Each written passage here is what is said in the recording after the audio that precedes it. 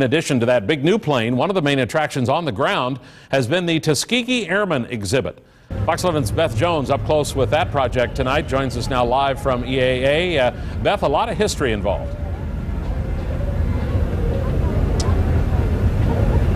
Yeah, such a piece of aviation history fits quite well down here at EAA. The commemorative Air Force Red Tail Squadron out of Minnesota has been traveling the country teaching people about the Tuskegee Airmen. And one of the pieces of their exhibit actually made its debut here on EAA grounds this week.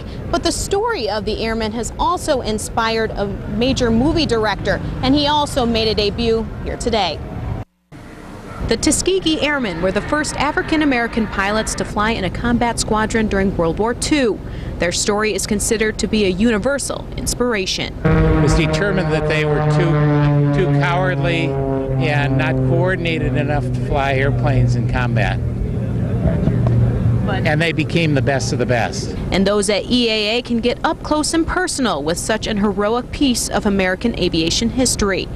This P-51C on display is one of the original models of the signature planes the airmen flew in combat. There are still people who aren't aware of the history and that there are lessons to be learned. It's now used as an educational tool at air shows across the country.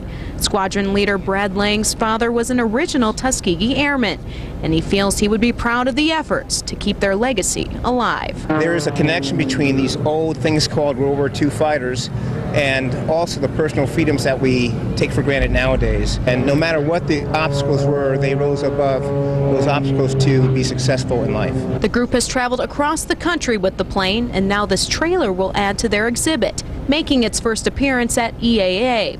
The trailer features Tuskegee Airmen documentaries to give people the full experience. It's a universal story. It's a universal inspiration. You don't have to be coming from any specific background in order to understand and take advantage of the value of these principles.